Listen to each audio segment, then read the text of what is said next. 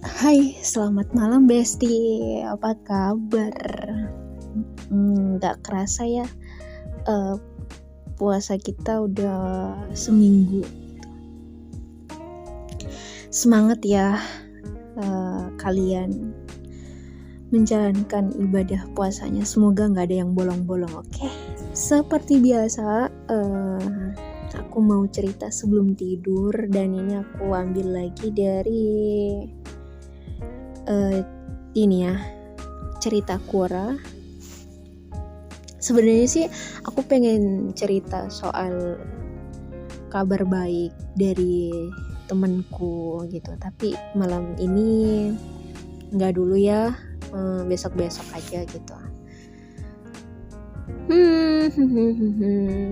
Santai dulu ya, aku lagi nyari karena udah banyak banget sih bahan yang aku sediain. Maksudnya aku udah save gitu di apa namanya, di chatan WA gitu. Jadi aku kayak buat dalam bentuk grup dan cuman aku yang di dalam gitu untuk proyek-proyek konten YouTube aku ini gitu.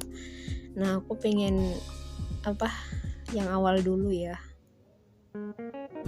Tahan guys. Oke, kali ini pengalaman nyata seseorang. Cerita Quoranya, yang pasti cerita Quora yang aku bawain ini adalah kisah orang ya, real teman-teman, bukan dibuat-buat gitu. Jadi mereka tuh di salah satu grup Facebook, nggak tahu semuanya tuh seorang istri, suami, kayak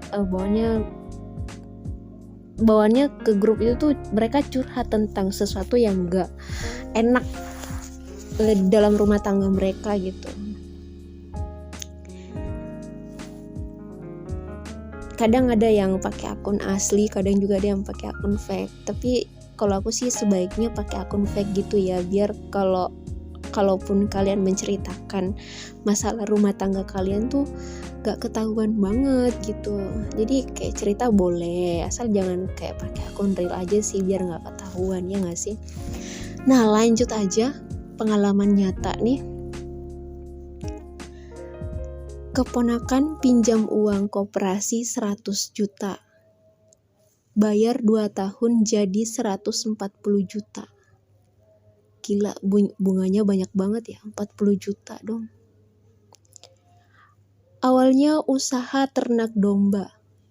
Ternyata banyak mati karena kondisi cuaca yang panas. Banting setir jual semua. Jual beli ayam potong baru jalan setahun. Jual beli ayam potong baru jalan setahun. Banyak pedagang yang ambil diminta bayar ngeles. Setahun 2 bulan, usaha nggak jalan. Tutup malah. Sempat nambah gadai mobil buat nambah ayam. Berakhir pembayaran mandet. Hutang tetap bayar. Ditambah mobil yang digadai ditarik karena nggak mampu bayar. Usaha hancur, hutang belum lunas, uang ludes. Adik perempuan saya pinjam uang bank gadai SK buat bikin rumah orang tua, belum jadi.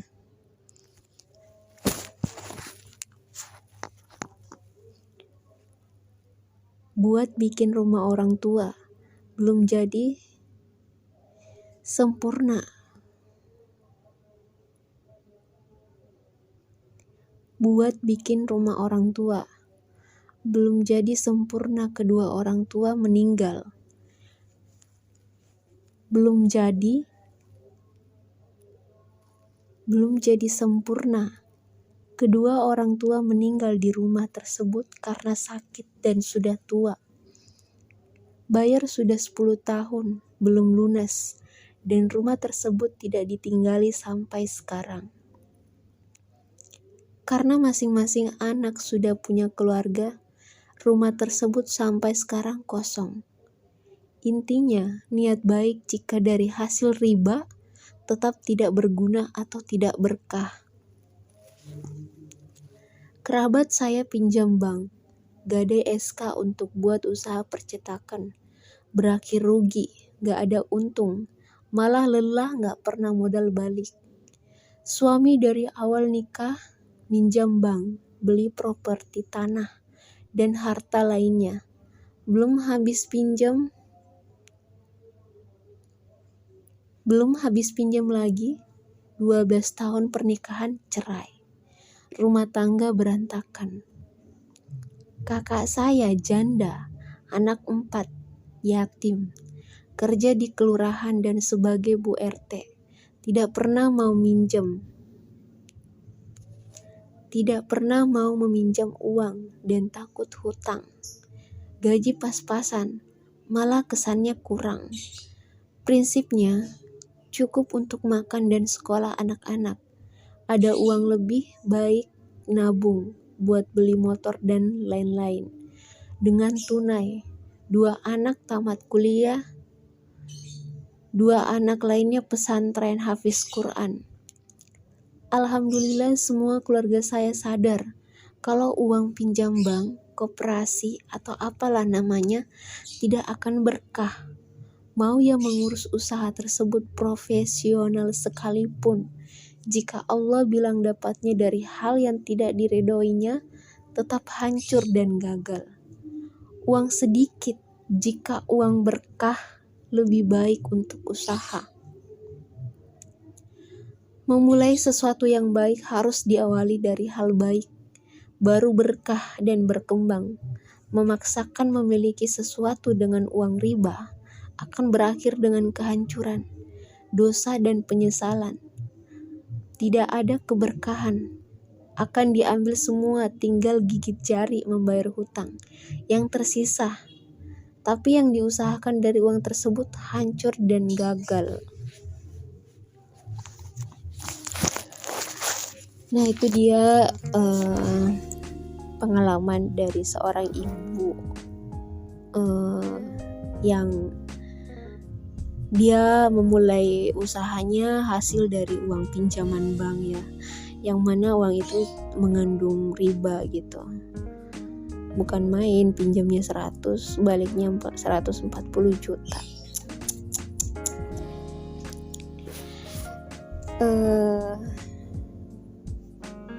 Ya, kalian gimana teman-teman setelah mendengar ini?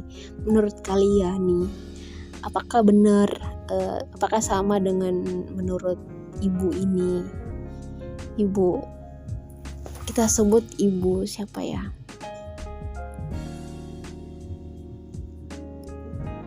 Kita sebut aja hamba Allah ya. Ya, ibu hamba Allah ini yang menceritakan kisahnya gitu. Kalian setuju nggak dengan itu? Karena yang aku baca dari komentar-komentar orang yang ikut nimbrung sama curhatan hamba Allah ini, ya ada yang setuju banget, ada yang malah kayak katanya tergantung, kembali lagi dari kita ya. Kalau merasa mampu membayar utang itu ya kenapa enggak buat minjem katanya gitu.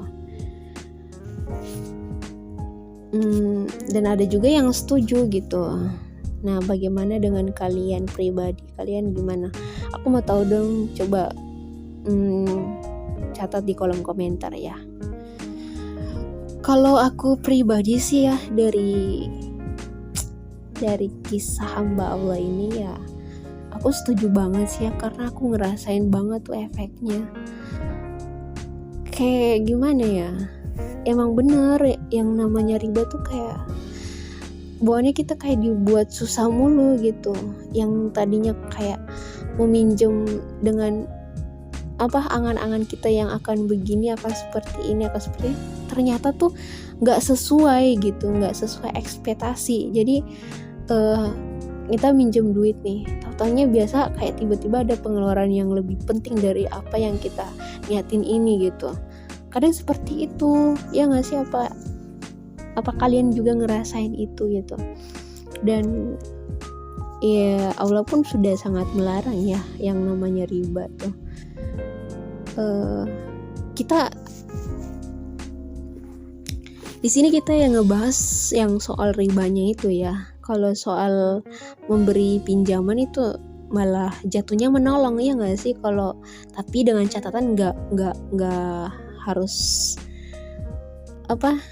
nggak ada ribanya gitu ya. Pinjam 100 kembali 100 itu niatnya menolong. Bahkan malah katanya, kalau yang ini aku ngomong sesuai yang aku paham aja ya, aku nggak terlalu islami kok, tapi aku cukup tahu juga sih sedikit ya. Katanya kalau kita teman kita butuh pinjaman, bahkan katanya nih yang pernah aku dengar gitu, pahalanya tuh lebih besar ketika kita membantu teman kita yang butuh pinjaman uang. Tapi dengan catatan jangan dibungain, pokoknya jangan diadain riba lah gitu ya. Pokoknya dia pinjam 100 kembalinya 100 udah. Nah itu tuh pahalanya lebih besar daripada kita kayak bersedekah sama orang lain. Karena katanya kan kita membantu orang yang bener-bener butuh gitu. Itu sih yang aku paham gitu. Kayak gitu.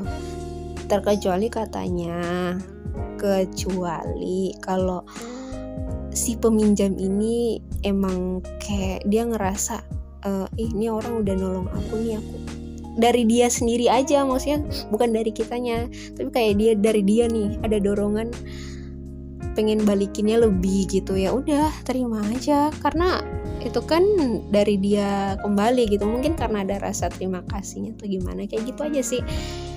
Itu kayaknya boleh gitu, bukan kita yang ngadain. Pinjam ya, kamu pinjam 100 ntar kembali 150, gila. Duh. Oke, itu sih yang aku paham guys. Nah aku coba bacain satu komentar yang dia tuh pandangannya malah berpikir gini. Kalau menurut pandangan saya, sebelum ambil pinjaman harus diukur kemampuan mengangsurnya. Misal kemampuan mengangsurnya 2 juta. Selain 2 juta, uang harian dan bulanan keluarga harus aman. Jangan ambil lebih dari kemampuan. Karena saya juga pernah hutang bank. Alhamdulillah angsuran lancar sampai lunas. Bahkan ambil lagi angsuran lancar lagi sampai lunas. Alhamdulillah sekarang sudah tidak punya angsuran pinjaman dimanapun. Saya juga pernah tanya ke penjual pentol langganan bahwa dia modal jualan dari pinjaman bank. Dia juga mengukur kemampuan angsurannya. Dia bersyukur dari modal pinjaman bank dia bisa beli rumah sederhana. Dia juga lancar jualan dan angsuran. Intinya tidak bisa disamaratakan kisah para peminjam bank. Gimana guys setelah kalian mendengar komentar ini? Kalian setuju gak sih kalau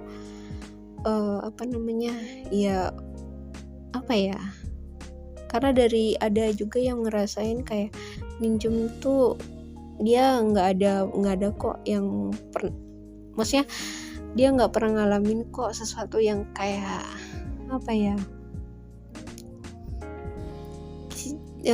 abis minjem duit bank malah kayak makin terhimpit, tapi mereka malah dia tetap lancar aja gitu.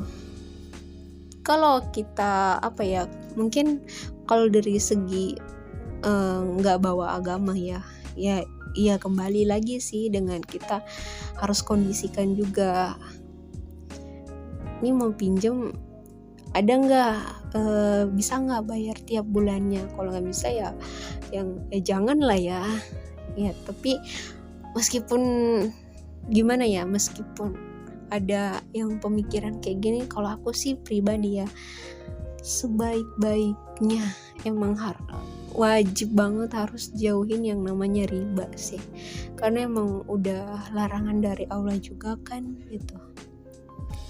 Jadi gimana ya guys, kalau aku sih lebih mikirnya yang menurut Allah benar ya, bukan yang menurut manusia benar gitu. Paham gak yang kemarin aku bilang? Ya ikuti kebenaran yang dari Allah. Karena biasanya ada manusia bukannya mengikuti kebenaran dari Allah, tapi malah mencari pembenaran gitu. Jadi kayak itu tuh Allah udah bilang nggak boleh riba, tapi ada orang yang kayak masih menghalalkan segala cara kayak gitu. Jadi lebih kayak ikuti perintah Allah aja sih ya. Jadi nggak usah ada omongan kayak gini kayak gitu hanya karena merasa bisa membayar dengan lancar, bisa ini gitu, terus tetap mau di jalan yang ada ribanya gitu. Karena takutnya juga itu adalah apa ya istilahnya itu istidraj atau apa gitu, yang kayak katanya ada nih orang yang kayak di jalan itu tuh Allah udah larang, tapi kok dengan mereka ngelakuinnya malah kayak hidupnya tuh enak-enak aja gitu. Nah itu apa sebutannya kalau gitu? Nah khawatirnya ada di jalan seperti itu. Jadi hati-hati loh, hati-hati banget ya. Itu khawatirnya, kalau nggak salah ya teman-teman, mohon maaf kalau salah sebutannya istidraj ya, yang kayak gitu tuh. Jadi kayak hati-hati aja sih ya. Jadi udah cari aman aja sih, jauhi larangan Allah, ikuti perintahnya. Kalau aku sampai segini aja ya teman-teman. Teman-teman yang mau komen silakan, karena kolom komentar aku buka kok, dan sebaiknya berkomentarlah yang positif ya teman-teman. Semangat puasanya besok, semoga kita semua selalu dalam lindungan Allah Subhanahu wa taala dan semakin banyak rezekinya, amin ya Allah. Aku Piu, mohon maaf jika ada salah-salah kata. Wabillahi taufiq wal hidayah. Wassalamualaikum warahmatullahi wabarakatuh.